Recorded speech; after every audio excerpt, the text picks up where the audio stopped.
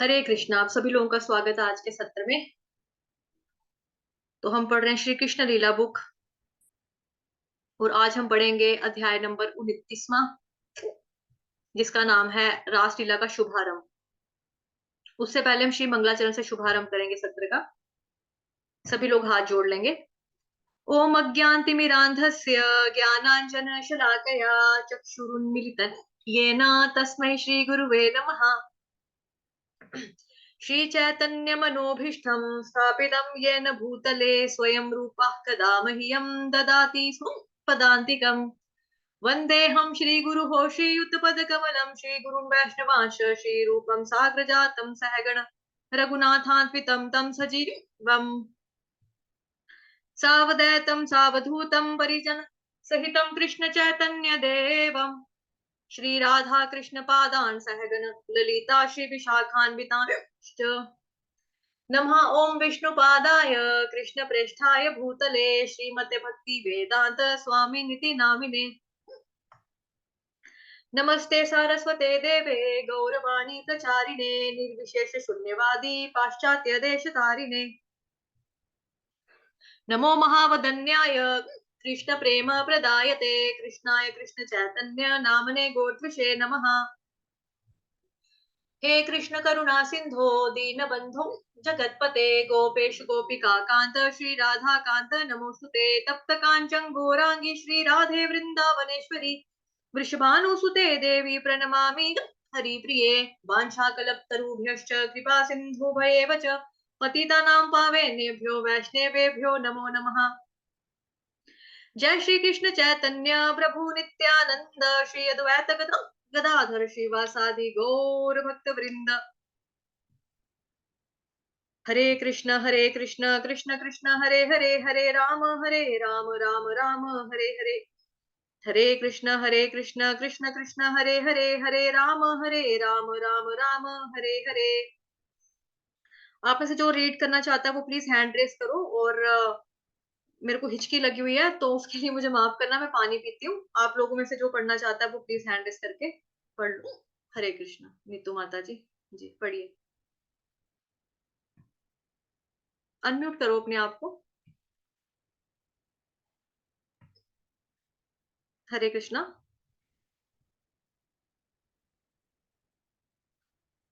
हरे कृष्णा। नीतू माता जी आप अनम्यूट करके पढ़ सकते हो। हरे कृष्णा माता जी, मेरा नाम रोहित है। एक्चुअली मैं अपने बहन की आईडी से जुड़ा हूँ। ठीक है प्रभु जी, कोई बात नहीं, आप रीड कर। ओके। श्रीमद् भागवत में बताया गया है कि शरद ऋतु की पूर्णिमा की रात में रासलीला संपन्न हुई। पिछले अध्यायों के वर्णन से यह प्रतीत होता है कि गोवर्धन पूजा कीर्तन के कृष्ण पक्ष के तुरंत बाद हुई थी। तद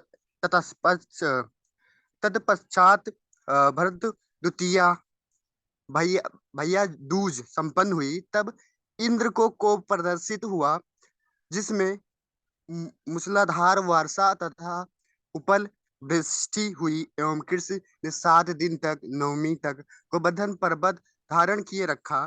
फिर दसवीं को वृंदावनवासी वापस आपस में कृष्ण के अद्भुत गुणों का वर्णन कर रहे थे और अगले दिन नंद महाराज ने एकादशी व्रत रखा।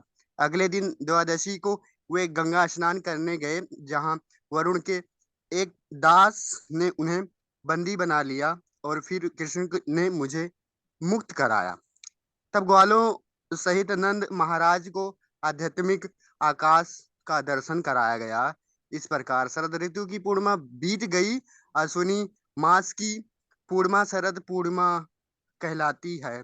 शरद श्रीमद् भागवत के वर्णन से ऐसा प्रतीत होता है कि गोपियों के साथ रास लीला का आनंद भोगने के लिए श्री कृष्ण को 1 वर्ष तक प्रतीत करनी पड़ी, क्योंकि उन्होंने 7 वर्ष की वायु में गोवर्धन धारण किया था।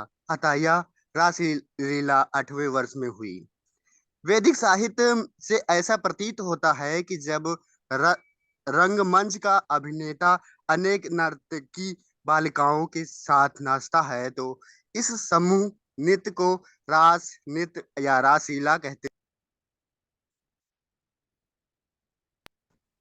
जब कृष्ण ने देखा कि शरद ऋतु की पूर्णिमा की रात्रि आ गई और शरद ऋतु अनेक मौसमी फूलों से मौसमी फूलों से विशेषता मल्लिका फूलों से सजी हुई है, जो अत्यधिक अत्यधिक सुगंधित होते हैं, तो उन्हें देवी कात्यायनी के प्रति गोपियों द्वारा की गई प्रार्थनाएं स्मरण हो गई, जिनमें उन्होंने कृष्ण को अपने पति रूप में प्राप्त करने की प्रार्थना की थी।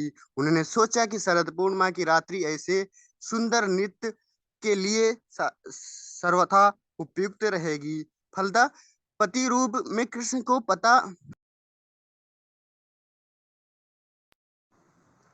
पति रूप में कृष्ण को प्राप्त करने की गोपियों की कामना फलवती हो सकेगी। इस प्रसंग में श्रीमद् भागवत में भगवान अपि शब्दों को प्रयोग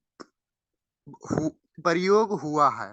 इसका अर्थ यह हुआ कि यद्यपि कृष्ण श्री भगवान हैं, उनकी कोई ऐसी कामना नहीं है जिसे पूरा करना आवश्यक होगा, क्योंकि वे सदा छह ऐश्वर्यों से पूर्ण हैं। फिर हरे कृष्णा भी हरे कृष्णा रोहित कर दीजिए, रुचि तक रखिए। आप विराम लीजिए थोड़ा सा।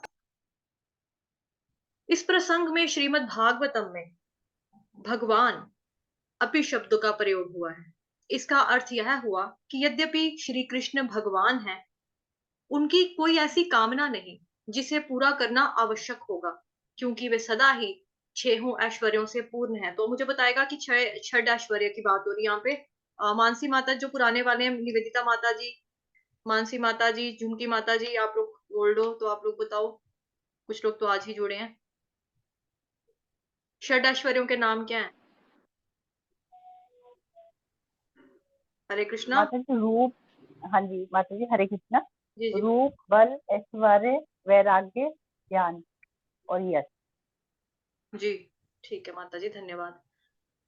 फिर भी वे रासलीला में गोपियों की संगति का आनंद उठाना चाहते थे। भगवान अपि यह बताता है कि यह रासलीला युवकों तथा युवतियों के समान नृत्य ना थी। तो अभी यहाँ पे देखने वाली, ध्यान देने वाली बात ये है कि जो लोग कंपेयर करते हैं भौतिक जगत के, जो हमारी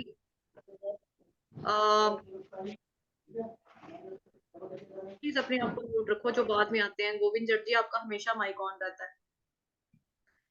भगवान अपि यह बताता है कि यह रासलीला युवकों तथा युवतियों के समान नृत्य नहीं था, कि जैसे हम लोगों को लगता है कि जैसे डांस कर रहे हैं, जैसे हम लोग डांस करते हैं वैसे वो लोग कर रहे होंगे। ऐसा नहीं है, टोटली अपोजिट है।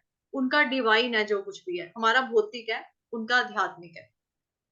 इसके लिए श्रीमद् भागवतम में योग माया मुपाश्रितः विशिष्ट शब्द का प्रयुक्त हुआ है, जिसका अर्थ है कि गोपियों के साथ यह नृत्य महामाया स्तर पर नहीं अपितु योग माया स्तर पर हुआ। इस संसार में युवकों तथा युवतियों का नृत्य महामाया के स्तर पर होता है, किंतु कृष्ण और गोपियों की रासलीला योग माया के स्तर पर होती है। योग माया तथा महामाया स्तरों के मध्य अंतर की तुलना चैतन्य चरितामृत में सोने तथा लोहे के अंदर से की गई है। तो ये सेम वैसा ही कंपैरिजन हो गया कि मतलब कि लोहे को सोना कहना। लोहे और सोने में बहुत फर्क है, टोटली अपोजिट है। लोहे की वैल्यू कुछ नहीं है ज्यादा, तो सोना जो वो कितना प्रीशियस होता है, कितना कीमती होता है, किंतु उनके गुण सर्वथा भिन्न होते हैं। इसी प्रकार यद्यपि गोपियों के साथ कृष्ण का रास नृत्य सामान्य तरुणों तथा तरुणियों के नृत्य जैसा प्रतीत होता है, किंतु उनके गुण में भेद है। इस भेद को परम वैष्णव जन समझते हैं, क्योंकि वे कृष्ण प्रेम तथा काम में अंतर समझ सकते हैं। तो एक माता जी ने हैंड रेस किया था कि वो पढ़ना चाहती हैं। मीरा माता जी, आप पढ़ सकती हैं। हरे कृष्णा। जी हरे कृष्णा। हरे कृष्णा माता जी। महामाया स्तर पर नृत्य इंद्र तृप्ति के आधार पर होता है, किंतु जब कृष्ण ने गोपियों को अपनी वंशी की ध्वनि से बुलाया, तो गोपियां तुरंत ही कृष्ण को प्रसन्न करने की दिव्य कामना से रास नृत्य के स्थान की ओर दौड़ पड़ी। चैतन्य चरितामृत के लेखक कृष्णदास कविराज गोस्वामी ने बताया है कि काम का अर्थ इंद्रिय तृप्ति है और प्रेम का भी अर्थ इंद्रिय तृप्ति है, किंतु कृष्ण के प्रति दूसरे शब्दों में जब व्यक्तिगत इंद्रिय तृप्ति के स्तर पर कर्म किए जाते हैं तो वे भौतिक कर्म कहलाते हैं, किंतु जब वे कृष्ण की तुष्टि के लिए किए जाते हैं तो वे आध्यात्मिक कर्म माने जाते हैं। हरे कर्म कृष्णा के माता किसी जी, एक सेकंड माता जी, माफ करना। देखो यहाँ पे जो लिखा है इंपॉर्टेंट चीज है कि अगर हम कोई भी कार्य अपनी खुशी के लिए, अपनी प्रसन्नता के लिए, अपने भोग के लिए करते हैं तो हमारी इंद्रिय तृप्ति के लिए होता है कि हम चाहते हैं हमें खुशी मिले, हमको ये मिले, हमको वो मिले, कुछ भी XYZ, ठीक है, तो वो भौतिक कर्म में आता है। लेकिन कोई भी कर्म अगर हम कृष्ण भगवान की प्रसन्नता के लिए करते हैं, कृष्ण भगवान की खुशी के लिए करना या उनकी सेवा के लिए करना, तो वो वाला जो कर्म होता है वो आध्यात्मिक कर्म माना जाता है। ठीक। हरे जी, कृष्णा माता जी, प्लीज कंटिन्यू। हरे कृष्ण। कर्म के किसी भी स्तर पर इंद्रिय तृप्ति का सिद्धांत तो रहता ही है, किंतु आध्यात्मिक स्तर पर इंद्रिय तृप्ति भगवान श्री कृष्ण के लिए होती है, जबकि भौतिक स्तर पर यह कर्ता के लिए किया जाती है। उदाहरणार्थ, भौतिक स्तर पर जब कोई नौकर नौकर मीन्स दास अपने स्वामी की सेवा करता है तो वह स्वामी की इंद्रियों को तृप्त करने का प्रयत्न न करके अपनी निजी इंद्रियों की तृप्ति करने का प्रयास करता है। यदि नौकर का वेतन बंद हो जाए तो वह स्वामी की सेवा करना बंद कर देगा। इसका अर्थ यह हुआ कि नौकर स्वामी की सेवा में इसलिए लगा रहता है क्योंकि उसकी अपनी इंद्रियों की तुष्टि होती है, किंतु आध्यात्मिक स्तर पर श्री भगवान का दास उनकी सेवा किसी वेतन के बिना करता है और समस्त परिस्थितियों में सेवा जारी रखता है। कृष्ण चेतना तथा भौतिक चेतना में यही अंतर है। ऐसी प्रतीत होता है कि जब श्री कृष्ण 8 वर्ष के थे तो उनको गोपियों के साथ रास नृत्य का आस्वाद लिया। उस समय अनेक गोपियां विवाहित थीं, क्योंकि प्राचीन काल में विशेषतः भारत में लड़कियों का विवाह कम आयु में कर दिया जाता था। ऐसे अनेक उदाहरण मिलते हैं जहां 12 वर्ष की कन्या ने बालक को जन्म दिया। ऐसी दशा में वे सारी गोपियां जो कृष्ण को पति रूप में चाहती थीं, पहले से विवाहित थीं, फिर भी वे यह आशा बनाए रहीं कि कृष्ण उनके पति बनेंगे। कृष्ण के प्रति उनका झुकाव उपस्त्री परिक्रिया प्रेम जैसा था। अतः कृष्ण तथा गोपियों के प्रेम व्यापार को प्रक्रिया रस कहा गया है। एक विवाहित पुरुष या स्त्री जो अन्य स्त्री या पुरुष की कामना करते हैं वह भाव प्रक्रिया रस कहलाता है। वास्तव में कृष्ण सबों के पति हैं, क्योंकि वे ही परम भक्ता हैं। गोपियां उन्हें अपने पति के रूप में चाहती थीं, किंतु तथ्य तो यह है कि उनके लिए समस्त गोपियों के साथ विवाह सकना असंभव था। किंतु चूंकि गोपियों में कृष्ण को अपने परम पिता के रूप में स्वीकार करने की स्वाभाविक प्रवृत्ति थी, अतः कृष्ण तथा गोपियों का संबंध प्रक्रिया रस कहलाता है। यह प्रक्रिया रस गोलोक वृंदावन के आध्यात्मिक आकाश में सदा विद्यमान रहता है, जहां उस मादकता के लिए कोई स्थान नहीं है जो भौतिक जगत के प्रक्रिया रस का प्रमुख लक्षण है। भौतिक जगत में प्रक्रिया रस अत्यंत गृहित है, किंतु आध्यात्मिक जगत वैकुंठ लोक में यह कृष्ण तथा गोपियों के परमोच्च संबंध के रूप में पाया जाता है। कृष्ण के साथ अनेक संबंध रस हैं, स्वामी तथा दास, मित्र मित्र, पिता पुत्र, प्रेमी तथा प्रेमिका, किंतु इन समस्त रसों में प्रक्रिया रस सर्वोपरि माना जाता है। यह भौतिक जगत आध्यात्मिक जगत का उल्टा प्रतिबिंब है। यह किसी जलाशय के तट पर खड़े हुए वृक्ष के प्रतिबिंब के समान है, जिसमें वृक्ष का शीर्ष भाग में सबसे नीचे दिखता है।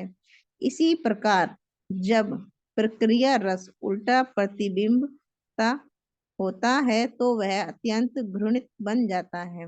अतः जब लोग कृष्ण तथा गोपियों के रास नृत्य का अनुकरण करते हैं तो वे दिव्य प्रक्रिया रस के उल्टे घृणित प्रतिबिंब को ही भोगते हैं।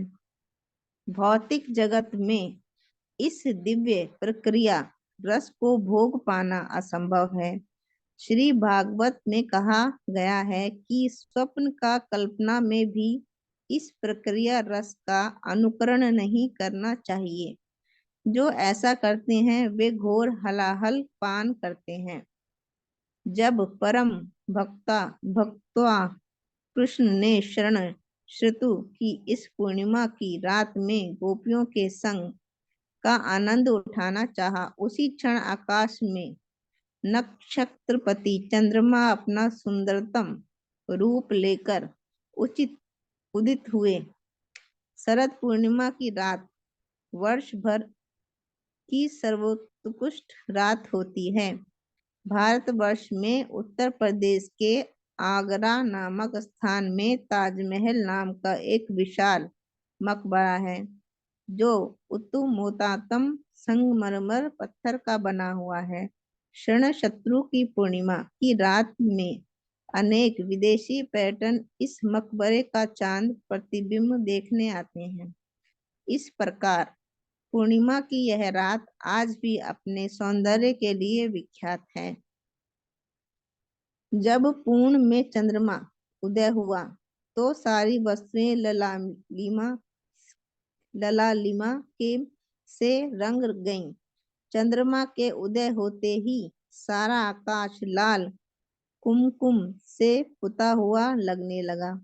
जब कोई पति अपनी पत्नी से बहुत दिन दूर रहकर घर लौटता है तो वह अपनी पत्नी के मुख को लाल कुमकुम से सजाता है। शरद ऋतु का यह चिर प्रतीक्षित चंद्रोदय पूर्व आकाश को रजनीत कर रहा था। चंद्रोदय के कारण गोपियों के साथ नृत्य करने की श्री कृष्ण की इच्छा बलवती हो उठी। सारे जंगल सुगंधित पुष्पों से लदे थे। वातावरण शांतिदायक तथा आनंदप्रद था। जब कृष्ण अपनी बांसुरी बजाने लगे तो सारे वृंदावन की गोपियां मोहित हो गईं। पूर्ण चंद्रोदय, लाल क्षितिज, शांत वातावरण तथा खिले हुए पुष्पों के कारण बंसी ध्वनि के प्रति उनका आकर्षक सम्मोहन 1000 गुना बढ़ गया। समस्त गोपियां स्वभाव से ही कृष्ण सौंदर्य के प्रति अत्यधिक आकृष्ट थीं। अतः जब उन्होंने बंसी की ध्वनि सुनी तो वे कृष्ण की इंद्रियों की तुष्टि के लिए अधीर हो गई थीं। बंसी की ध्वनि सुनते ही उन शंभो ने अपने काम काज बंद कर दिए और उस स्थान की ओर चल दी जहां कृष्ण खड़े थे। जब वे अत्यंत तेजी से दौड़ रही थीं, तो उनके कान के झुमके हिलडुल रहे थे। वे सब वंशीवट नामक स्थान की ओर लपकी। उनमें से कुछ दूध दूह रही थीं, किंतु वे आधे में ही दुलना छोड़कर तुरंत ही कृष्ण के पास गईं।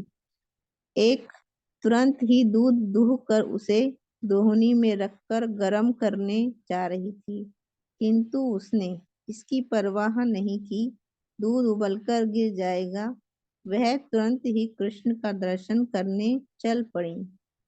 उनमें से कुछ गोपियां अपने बच्चों को स्तनपान करा रही थीं और कुछ अपने परिवार की सदस्यों को भोजन परोस रही थीं, किंतु उन सबों ने सारे काम छोड़ दिए और वे तुरंत उस स्थान की ओर दौड़ पड़ी जहां कृष्ण बंसी बजा रहे थे।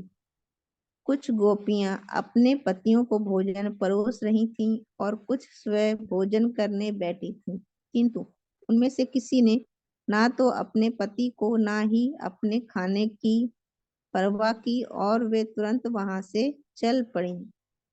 कुछ कृष्ण के पास जाने से पूर्व अपने अपने मुखों में अंग अंग राग लगाकर सुंदर वस्त्र पहनना चाहती थीं, किंतु कृष्ण से मिलने की बेचैनी के कारण वे ना तो मुख में अंग रंग लगा पाई और ना ठीक से वस्त्र पहन पाई। उनके मुखमंडल जल्दबाजी में सजाए गए थे। कुछ गोपियां ने तो अपने वस्त्रों को उल्टे ही पहन लिया, जिससे निम्न भाग का वस्त्र ऊपर की ओर और ऊपर का भाग नीचे हो गया। जय श्री कृष्ण।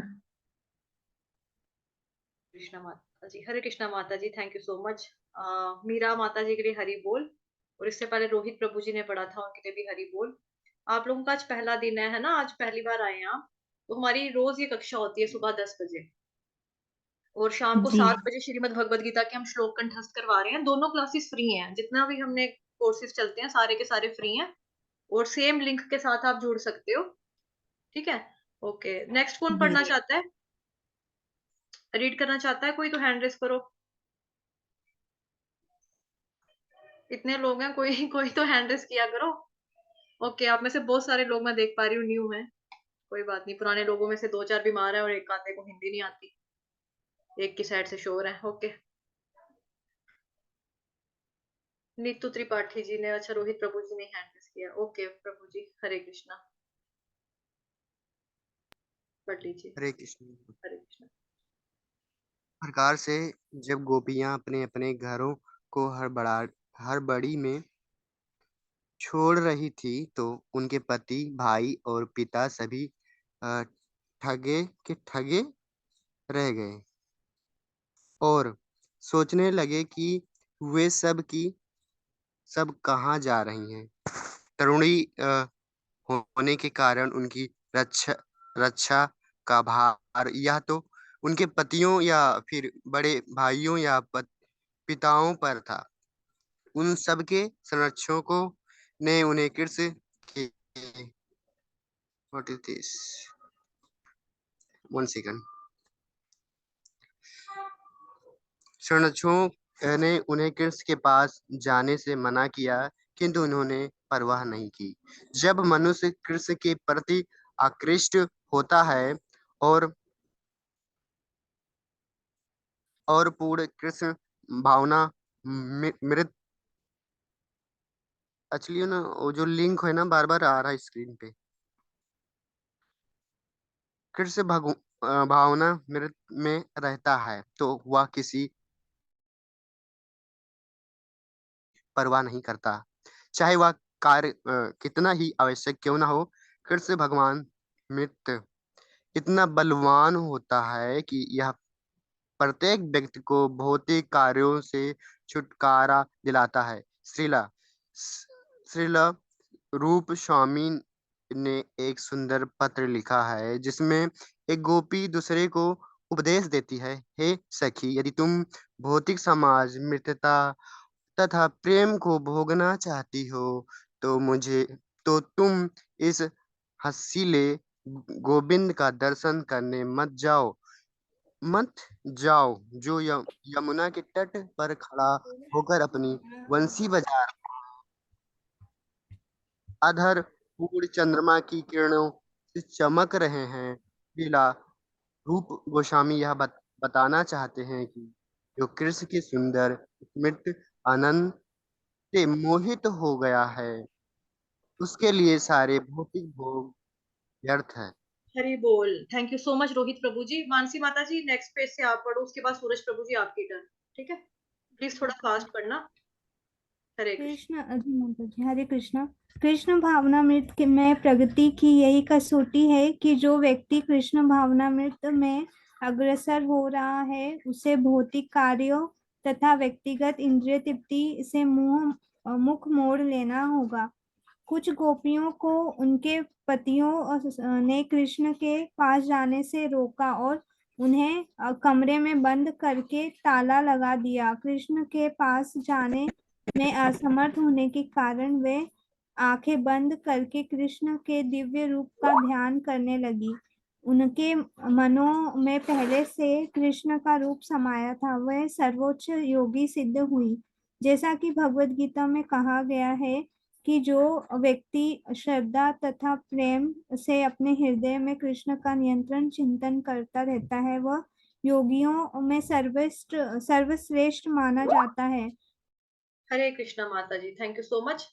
श्रीमद् भगवत गीता में कहा गया है कि जो व्यक्ति श्रद्धा तथा प्रेम के साथ अपने हृदय में कृष्ण का निरंतर चिंतन करता है। श्रीमद् भगवत गीता अध्याय 12 उसका श्लोक संख्या 2। श्री भगवान उवाच मय्यावेश्य मनो ये मां नित्य युक्ता उपासते श्रद्धया परियोपेता ते मे युक्ततमा मताः। तो श्रद्धा के साथ कृष्ण का चिंतन हमेशा करते हैं, बिना रुके करते हैं, निरंतर चिंतन करता रहता है, वो योगियों में, और योगी कौन सा, भक्ति योगी जो है, वो सर्वश्रेष्ठ माना जाता है। परम गुह्य ज्ञान जो अध्याय 9 है श्रीमद् भगवत गीता का, उसका भी श्लोक है 14।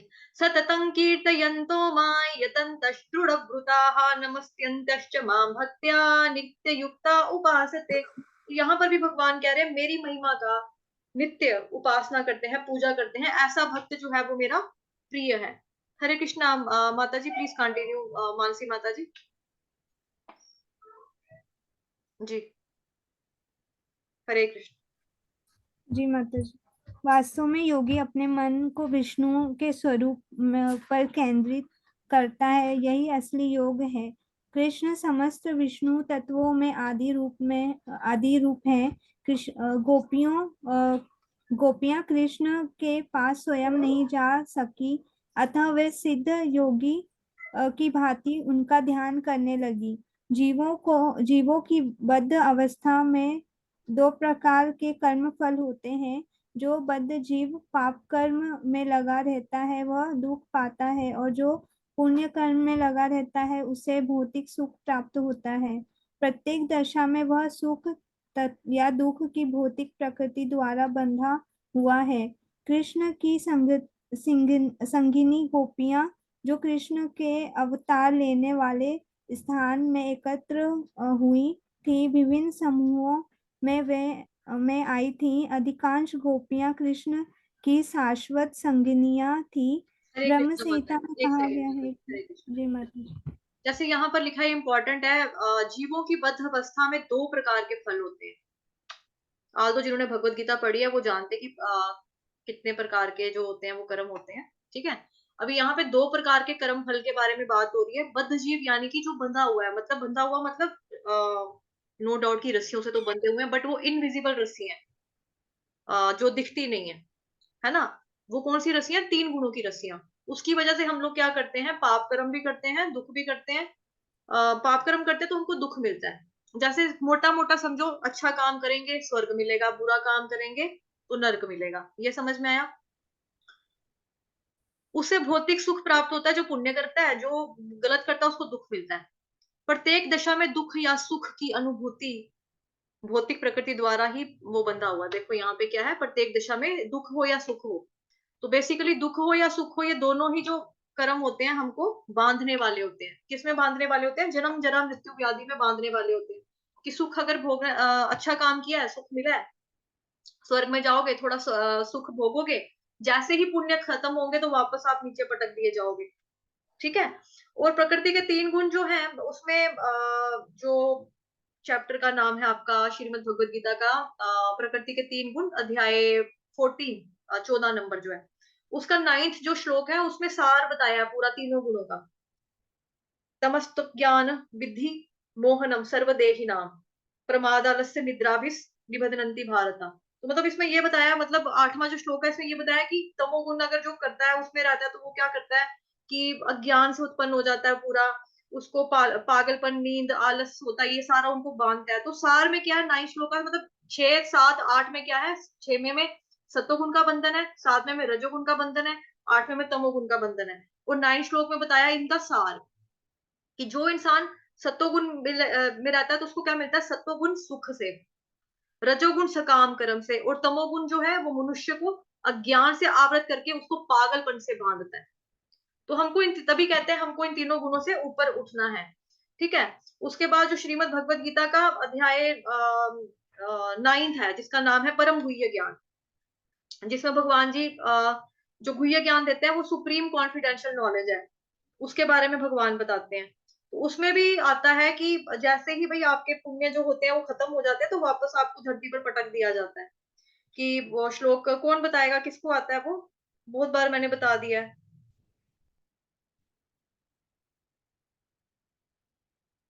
हरे कृष्णा, कोई बताएगा?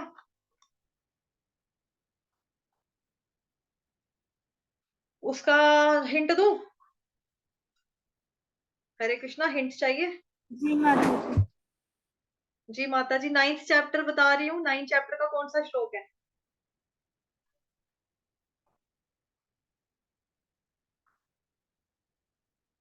रोज बोला है मैंने, बहुत बार बोला है मैंने, ग्रुप में भी बहुत बार बोल दिया है, बहुत बार।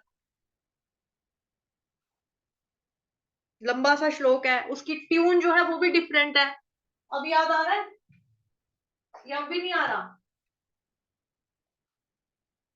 आया? किसी को भी नहीं आ रहा याद? पुराने वाले नहीं है क्या? मतलब आज सबका पहला दिन है, ऐसा फील करवा रहे हो आप लोग कि जैसे आज सबका ही पहला दिन हो।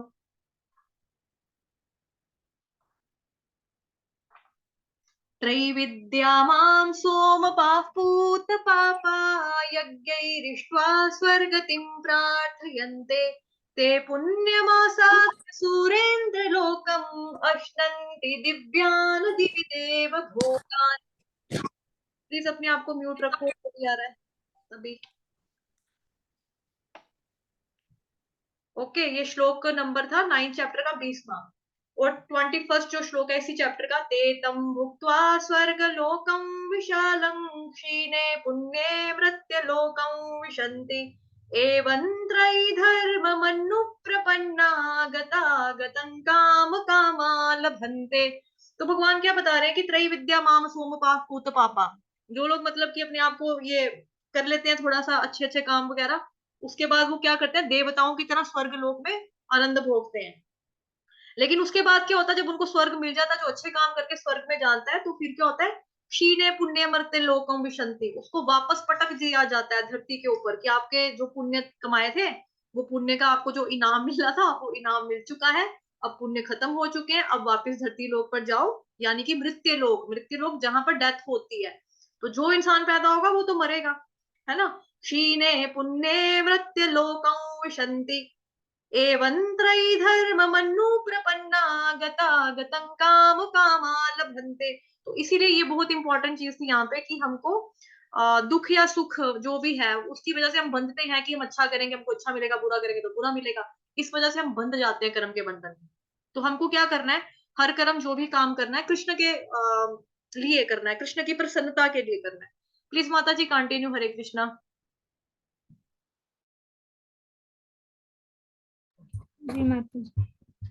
ब्रह्म संहिता में कहा गया है आनंद चिन्मय सर प्रतिभाविता भी वैकुंठ लोक में कृष्ण के सहयोगी, विशेष रूप से गोपियां भगवान कृष्ण की हरदिनी शक्ति की अभिव्यक्ति है। वे श्रीमती राधा रानी की विस्तार अंश हैं। किंतु जब श्री कृष्ण इस भौतिक जगत के कुछ प्रमाणों में अपनी दिव्य लीलाओं को प्रकट करते हैं, तो उनके साथ न केवल उनके शाश्वत संगी रहते हैं, अपितु वे भी जो इस भौतिक जगत में उस पद तक ऊपर उठ रहे होते हैं। जिन गोपियों ने इस भौतिक जगत में श्री कृष्ण की लीलाओं में भाग लिया, वे सामान्य मानवी थी। यदि वे कर्म से बंधी होती तो कृष्ण का नियंत्रण ध्यान करने के कारण वे कर्म फल से पूरी तरह मुक्त होती। कृष्ण को न देख पाने के कारण उत्पन्न तीव्र वेदना के कारण वे समस्त पापों से मुक्त हो गई और कृष्ण की उपस्थिति में उनके दिव्य प्रेम की अनुभूति उनके समस्त भौतिक पुण्य कर्मों के फल से बढ़कर हो गई। बद्ध जीव अपने पुण्य या पाप कर्मों के कारण बारंबार जन्म मृत्यु से प्रभावित हरे होता है, कृष्णा माता जी, बस किंतु वह यहीं तक रखेंगे इसी पेज तक। तो देखो ये बात दोबारा से आ गई, बद्ध जीव अपने पुण्य या पाप कर्मों के कारण बारंबार जन्म मृत्यु से प्रभावित होता है। तो ये नहीं सोचना चाहिए हमें कि हम अच्छा कर्म करें, अच्छा कर्म हमें करना चाहिए, लेकिन उसका जो फल है वो भगवान को अर्पित करना चाहिए, हमको अकर्म करना चाहिए। देखो 3 तरह के कर्म होते हैं। एक होता है हमारा सकर्म, सकर्म का मतलब अच्छा कर्म। अच्छा कर्म हमको बांधेगा अच्छे के साथ, कि हम अच्छा करेंगे हमको अच्छा मिलेगा। कितनी गर्मी है, मैं पानी पिलाऊंगा लोगों को, मेरे को मतलब प्यासे लोगों को पानी पिलाऊंगा तो मेरे साथ भी अच्छा होगा। तो ये वाला कर्म हो गया सकर्म, अच्छा कर्म। विकर्म का मतलब होता है उल्टा करना, जो हमारे शास्त्रों में लिखा हुआ उसका उल्टा करना, कि जैसे शास्त्रों में जो कुछ बताया है उसका टोटली अपोजिट करना, अज्ञानता से करना, जिद के मारे करना या गुस्से से करना, या फिर कहना हम नहीं मानते शांति भगवान जी को, हम नहीं मानते गीता गुता को, जो भी है हम नहीं मानते, इस तरह से उसने करना। तो वो क्या करेगा, विकर्म करेगा, यानी कि पाप कर्म करेगा। और जब पाप कर्म करेगा तो हमको पता है कि वो कहाँ जाएगा, नरक में जाएगा। तो स्वर्ग में अगर जाएंगे तो स्वर्ग भोग कर वापस धरती पर ही आना है। लेकिन हम लोगों को क्या बोला जाता है कि ये जो संसार है इसमें से निकलना, जन्म जरा मृत्यु व्याधि का जो चक्र है, यानी कि जन्म मृत्यु का चक्कर, साइकिल जो है, उससे अगर बाहर निकलना है तो कृष्ण भगवान की सेवा के लिए, उनकी प्रसन्नता के लिए ही कार्य करना है। आई नो मैं थोड़ा सा फास्ट बोल रही हूँ क्योंकि मेरे पास लेस देन 1 मिनट बचा हुआ है, तो इसलिए मैं चाहती हूँ कि मेरी बात कंप्लीट हो जाए। तभी करके यहाँ लिखा हुआ है कि बद्ध जीव अपने पुण्य या पाप कर्मों के कारण बारंबार जन्म मृत्यु से प्रभावित होता है। तो जैसा कि कल भी हमने आपको एग्जाम्पल दी थी कि जैसे चिड़िया बोलता है ना, मेला, मेले में हम देखते हैं वो झूले लगे होते हैं, तो गोल गोल वाला झूला होता है ना, सर्कल वाला, जिसमें डिब्बे खाने बने होते हैं, उसमें बैठो वापस ऊपर जाएगा, फिर नीचे, वापस ऊपर जाएगा, नीचे, ऊपर नीचे, ऊपर नीचे, ऊपर नीचे। तो ऐसे ही जन्म मृत्यु का साइकिल है जिसमें हम घूमते रहते हैं, कभी ऊपर जा रहे हैं, कभी नीचे जा रहे हैं, कभी बीच में, कभी ऊपर नीचे, ऐसे ही घूम रहे हैं। तो उससे हमको छुटकारा अगर चाहिए तो फिर हमको कृष्ण की सेवा, कृष्ण की प्रसन्नता के लिए कर्म करना है। तो उसको, उस कर्म को बोला जाता है अकर्म। ठीक है, उस कर्म को बोला जाता है अकर्म। तो अभी हम यहाँ पे विराम लेंगे।